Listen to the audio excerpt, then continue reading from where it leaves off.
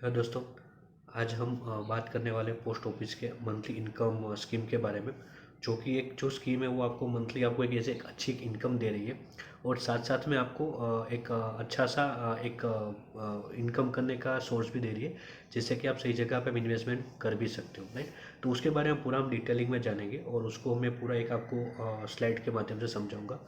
तो अब डायरेक्टली हम अपने कंप्यूटर स्क्रीन पे चलेंगे। जो उससे पहले जो आप ये चैनल पे नए हैं तो चैनल पे लाइक कर दीजिए, शेयर कर दीजिए और सब्सक्राइब भी कर दीजिए, क्योंकि हम ऐसे ही आपको इंटरेस्टिंग वीडियोस आपके लिए लेके आते रहते हैं, जिससे कि आप सही जगह पे इन्वेस्टमेंट कर सको और आपके पैसे कहीं पे वेस्ट ना हो। तो चलो दोस्तों, हम डायरेक्टली चलते हैं अपने कंप्यूटर स्क्रीन पे और हम वहाँ पे समझेंगे स्लाइड के माध्यम से।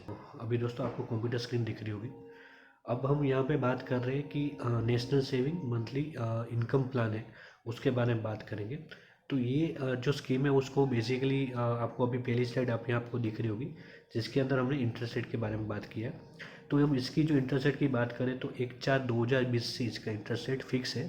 और ये जो लास्ट साल जो फिक्स हुआ था इसका इंटरेस्ट रेट, वो अराउंड 6.6% के ऊपर है। इससे पहले 6.9 और 7 तक इसका इंटरेस्ट रेट था, बट ये कोरोना की वजह से इसके अंदर थोड़ी गिरावट देखने को मिली है। बट अभी इसका जो इंटरेस्ट रेट है वो अराउंड 6.6% है, ठीक है। और ये आपको एन्युअली कैलकुलेट होता है, वो आपको पेबल मंथली के रूप में होता है, ठीक है। अब हमारा जो दूसरा क्राइटेरिया है, राइट। अब यहाँ पे हम पूरे क्राइटेरिया के माध्यम से समझते हैं। तो जो सबसे पहला क्राइटेरिया वो है कि यहाँ पे ओपन कौन कर सकता है, राइट। अकाउंट ओपन कौन कर सकता है।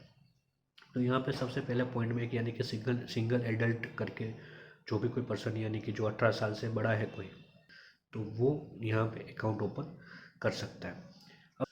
अभी दोस्तों यहाँ पे हम की बात करें तो यहाँ पे जॉइंट अकाउंट आप भी ओपन कर सकते हो, जिसके अंदर 3 एडल्ट मिलके भी जॉइंट अकाउंट ओपन कर सकते हैं। यानी कि 18 से बड़े कोई भी इंसान है वो यहाँ पे 3 लोग मिलके भी अकाउंट ओपन कर पाएंगे।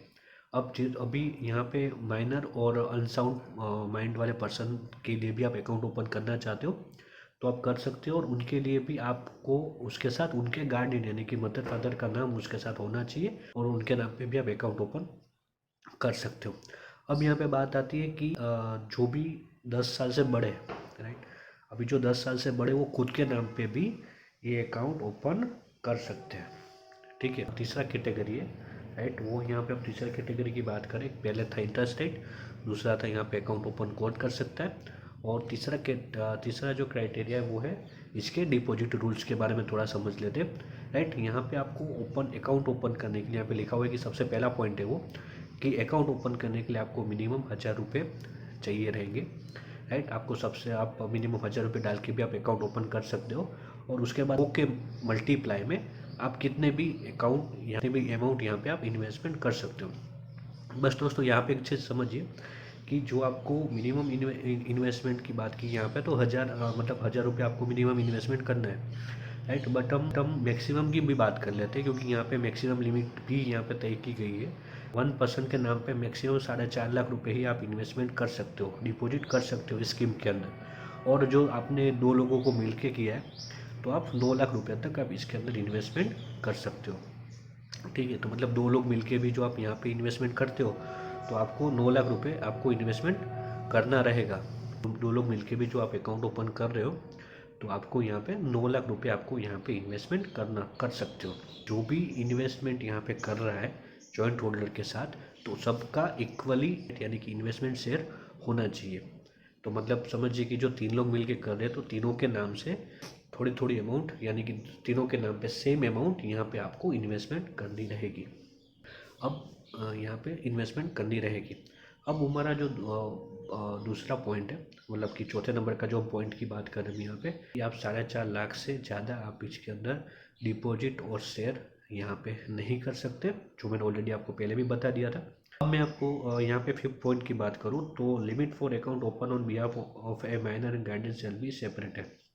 यानी कि आप माइनर के नाम पे भी जो आप अकाउंट कर रहे हो और गार्डियन के नाम पे भी अकाउंट है, तो दोनों का सेपरेट अकाउंट हो जाएगा, दोनों का अकाउंट साथ में नहीं रहेगा, समझिए। क्योंकि अभी पहले भी मैंने आपको बताया कि जब माइनर का आपका गार्डियन का नाम होना जरूरी है, बट जो गार्डियन के नाम पे ऑलरेडी अकाउंट है और जो आप अपने माइनर चाइल्ड के नाम पे भी आप अकाउंट करना चाहते हो, तो उस कंडीशन के अंदर वहाँ पे दोनों का अकाउंट अलग अलग हो जाएगा।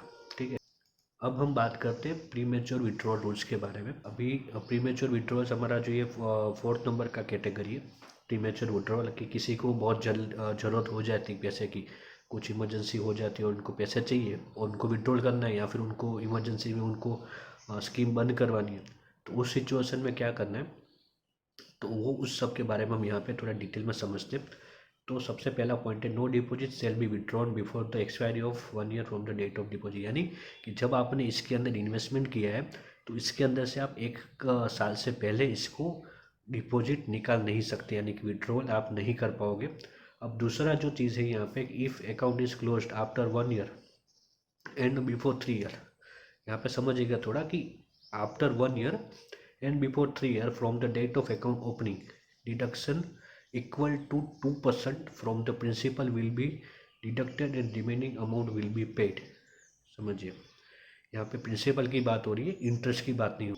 यहाँ पे 1 साल और 3 साल के अंदर, समझिए कि जो आपने 1 साल और 3 साल के अंदर आपने अकाउंट को क्लोज कर दिया, आपको पैसे चाहिए थे, आपने उसको विड्रॉल कर लिया सब पैसे को, और आपने अकाउंट क्लोज कर रहे हो, तो आपके 2% की आपको प्रिंसिपल पे यहाँ पे आपको 2% लग जाएगी, पेनल्टी लग जाएगी। ठीक है, तो आपको और बाकी के जो भी पैसे बचेंगे 2% निकालने के बाद वो आपको आपको आपके अकाउंट में दे दिए जाएंगे।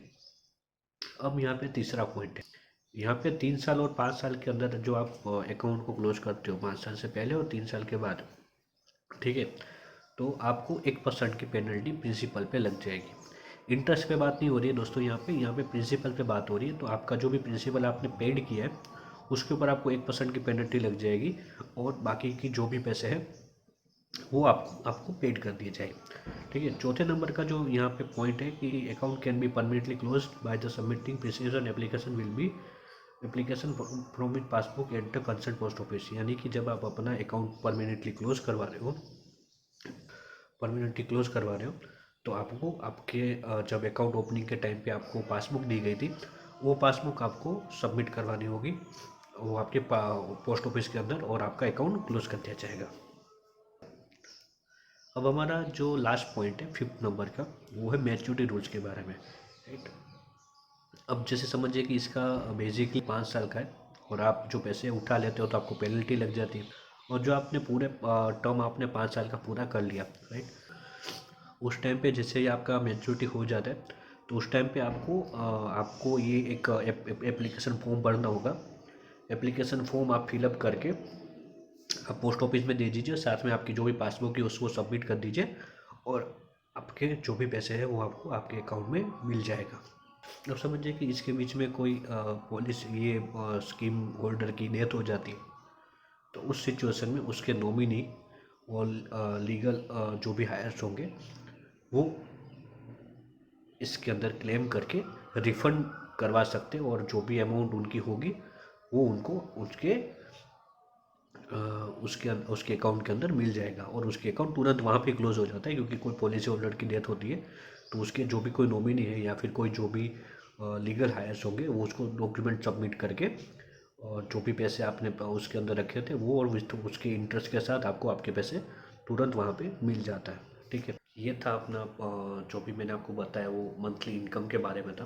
तो आप 6.6% के बेस पे आप मंथली उसके अंदर से इंटरेस्ट ले सकते हो। प्लस ये स्कीम एक इन्वेस्टमेंट के लिए अच्छी है, और जो बाई चांस आप विड्रॉल कर लेते हो 5 साल पूरे नहीं हो उससे पहले, तो आपको नुकसान यहाँ पे हो सकता है, क्योंकि यहाँ पे पेनल्टी लगती है। ठीक है, तो मैंने फ़र्ज़ थी कि मैं आपको हर एक चीज़ आपको डिटेलिंग में क्लियरली बताऊँ। तो ये स्कीम मेरे हिसाब से मुझे सही नहीं लग रही, बट आप जो यहाँ पे इन्वेस्टमेंट करना चाहते हो तो डेफिनेटली कर सकते हो। ये गवर्नमेंट की स्कीम है, तो आपके पैसे तो ऊपर कोई रिस्क नहीं, बट आपने बीच में जो आपने इसको बंद करवाया तो आपको वहाँ पे पेनल्टी लग जाएगी। उसके सिवा ये पॉलिसी अच्छी है, इसका इन्वेस्टमेंट कर सकते हो, और एक छोटा सा जो भी इंटरेस्ट रेट है इसका 6.6% के बेस पे आपको वहाँ पे रिटर्न मिल जाएगा। ठीक है दोस्तों, इस वीडियो में इतना ही। आपको इस वीडियो अच्छा लगा है तो लाइक कीजिए, शेयर कीजिए और सब्सक्राइब कीजिए, और ज़्यादा से ज़्यादा लोगों तक शेयर कीजिए, जिससे कि उनको हमारा वीडियोस और सबसे पहले मिले, और कुछ नया सीखें और कुछ नया इन्वेस्टमेंट की लिए ट्राई करें। और ज़्यादा से ज़्यादा लोग देखेंगे, तो उससे क्या होगा कि उनको भी कुछ नया सीखने को मिलेगा। अब मिलेंगे नए वीडियोज़ के अंदर, तब तक जय हिंद जय भारत, थैंक यू।